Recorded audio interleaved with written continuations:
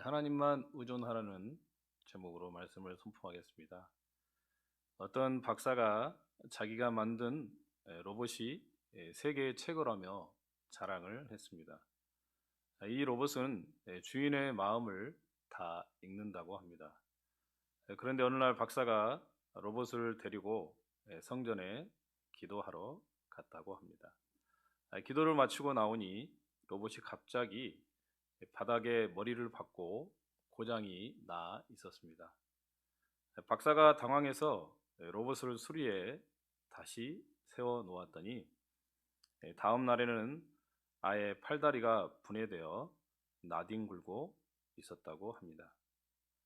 알고 보니 이 로봇의 지능이 너무 뛰어나서 진짜 신이신 하나님 앞에서 서자마자 시스템이 과부하가 걸려 나는 아무것도 아니다, 나는 아무것도 아니다, 나는 아무것도 아니다 반복하며 스스로 분해가 되었다고 합니다. 여기서 주는 교훈은 무엇이겠습니까?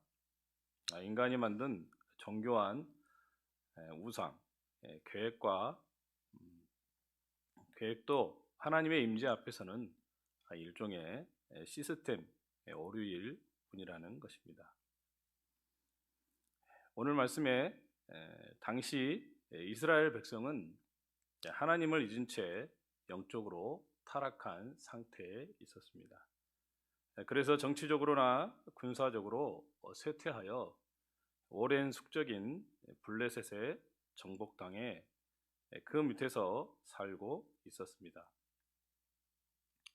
그로부터 상당한 시간이 흐른 후 이스라엘 백성이 블레셋의 멍에에서 벗어나야겠다고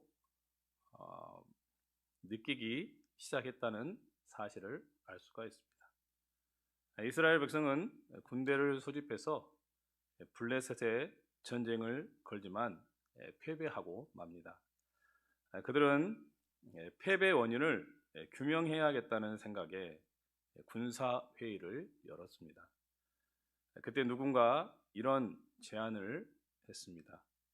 우리가 패배한 건 지나치게 급히 서두르다 여호와의 언약궤도 매지 않은 채 블레셋을 공격하려 갔기 때문이라고 말했습니다. 보시다시피 그들은 지금 언약궤를 일종의 행운의 물건으로 생각하고 여기고 있습니다. 즉 언약궤를 메고 나가면 행운이 따라 성공할 것이고 그렇지 않다면 반드시 패배할 것이라고 생각한 것입니다. 그래서 그 사람은 이렇게 말했습니다.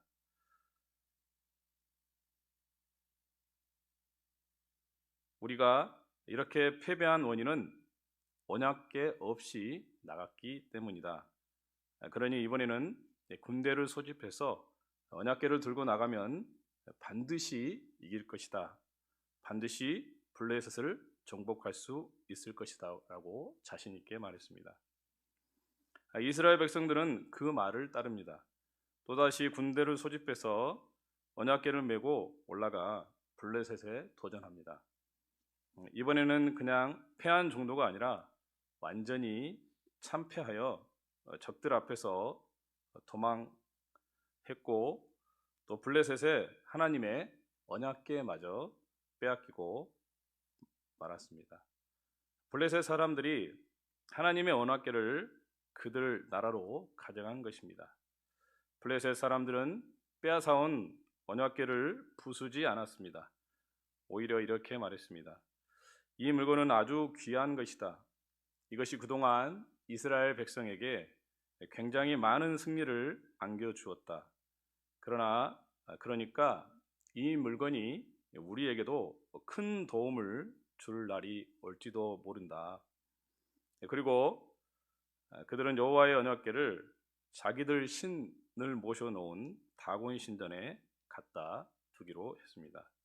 그 상자 언약궤 안에 들어있다고 생각되는 이스라엘의 하나님께 일종의 경의를 표한 셈입니다. 그들은 언약궤를 다곤 신전에 갖다 두었습니다. 신전 안에 있는 다곤 신상 옆에 두었습니다. 그렇게 한 다음 자기들이 거둔 대승리를 축하하며 잔치를 벌이기 시작했습니다. 오랜 숙적인 이스라엘을 정복한 것입니다. 그것도 완패시켰다고 그들은 신이나 있었습니다. 그래서 이제 영원히 기뻐하며 축하할 일만 남았다고 생각했습니다. 그래서 블레셋 사람들은 기뻐하며 축하하기 시작했습니다. 그런데 그때 기이한 일이 벌어졌습니다.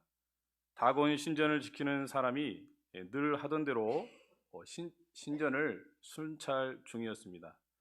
아무 이상도 없을 거라고 생각했는데 놀라운 일이 벌어졌습니다.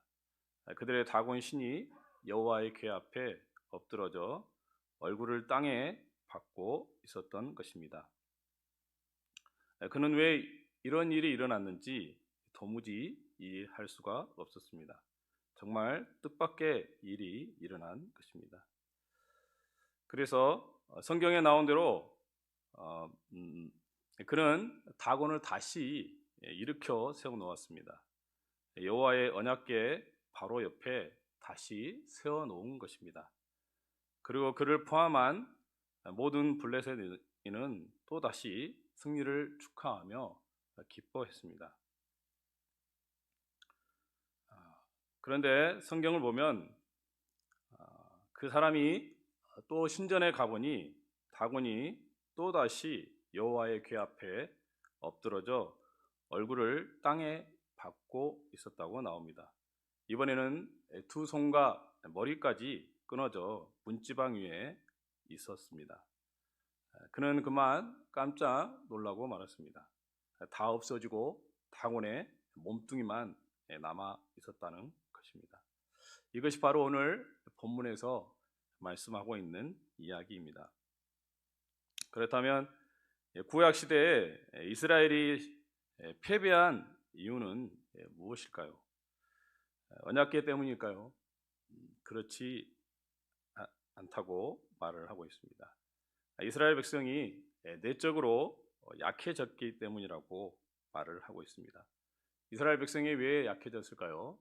이스라엘 백성이 하나님과 바른 관계에 있을 때는 늘 원수를 정복했지만 하나님을 잊어버린 채 게으르고 나태한 신앙생활을 하는 순간에, 그리고 자기 자신과 자신의 힘을 믿는 순간에 항상 패했습니다. 문제는 절대로 블레셋의 힘이 아니었습니다. 이스라엘이 약해진 것, 언제나 그것이 문제였습니다. 사무엘상에서 본문 뒤에 나오는 장들을 읽어보면 요나단과 그의 병사, 이렇게 단 두 사람이 블레셋 대군을 물리치는 사건이 나옵니다. 단 두 사람이 블레셋 대군을 물리쳤습니다. 그때도 블레셋 대군은 여느 때와 다름없이 막강한 군사력을 자랑했습니다. 그러나 이스라엘의 힘이 변했기 때문에 그런 큰 두 사람이 블레셋을 대항하여 승리할 수 있었던 것입니다. 이스라엘은 항상 하나님이 패배를 허락하셨을 때만 패했습니다. 이스라엘은 하나님께 등을 돌리고 하나님께 순종하지 않았으며 하나님과 그분의 능력을 의지하지 않았던 것입니다.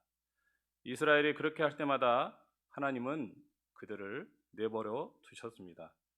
그들은 하나님의 백성이며 하나님 없이는 아무것도 할 수 없다는 사실을 보여주고 가르쳐 주시기 위해 그대로 내버려 두셨습니다. 하나님은 지금 우리에게 돌아오라고 부르고 계십니다. 하나님의 능력을 믿으라고 말씀하십니다. 우리가 자기 의존을 버리고 자기 힘과 능력의 한계를 깨닫고 회개하는 마음으로 하나님 앞에 무릎 꿇고 그분의 힘과 성령의 능력을 구할 때까지 이런 상태는 계속 될 거라고 말씀하고 있습니다. 자신이 누구인지 잊어버리고 하나님만 의존하게 되어 있는 존재라는 사실을 망각한 채 어리석게도 자신의 능력과 용맹을 믿을 때 언제나 그 힘을 잃고 패배했던 것입니다.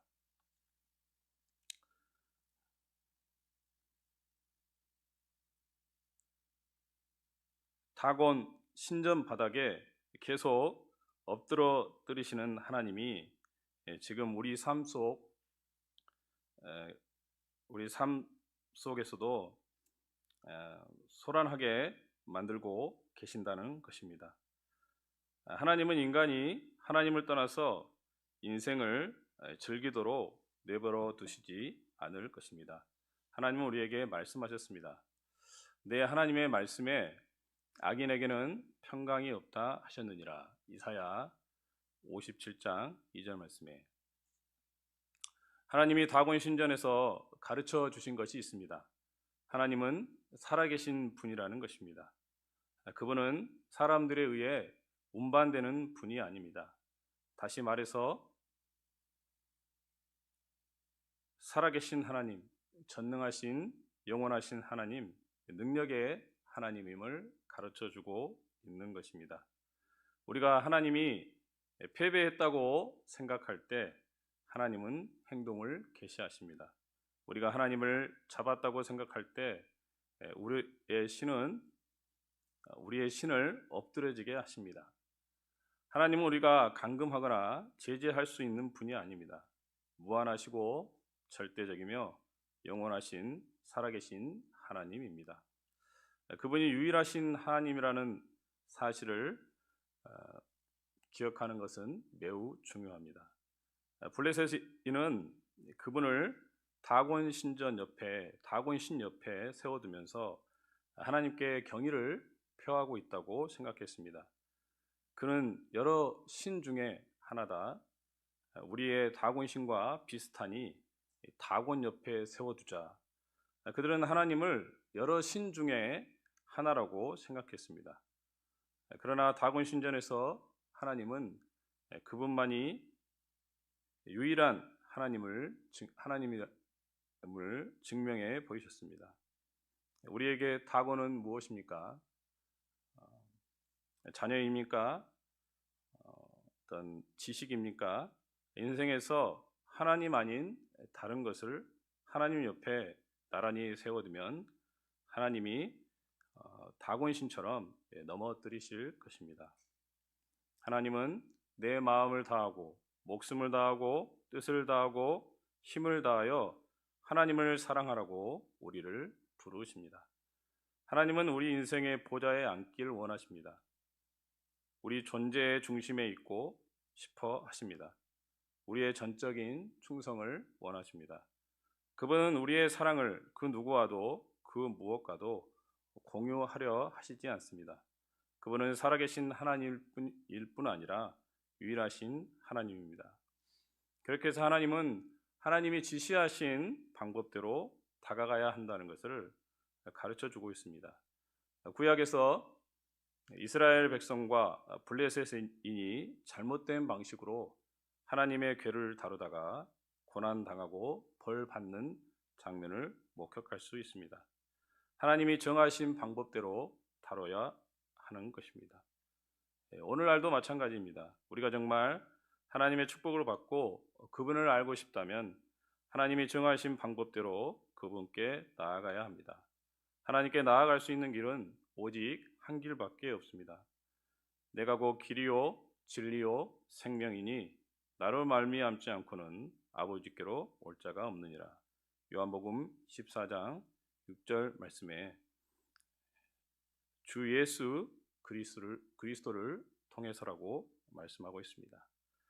만유 가운데 가장 거룩하신 분 앞으로 들어갈 수 있는 오직 한 길은 예수님의 피를 통해서입니다.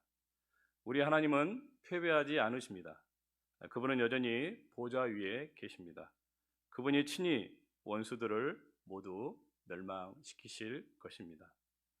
우리는 우리 자신을 위해 이 중요한 교훈을 배워야 하는 것입니다. 우리가 개인의 삶이나 교회에서 축복받고 싶다면 우리 자신을 의지해서는 안 되는 것입니다. 우리의 지식과 명철, 우리의 철학, 우리의 논쟁, 우리의 무엇이라도 대신 자신의 무력함을 깨닫고 하나님께 나아가 그분의 성령으로 충만해져야 합니다.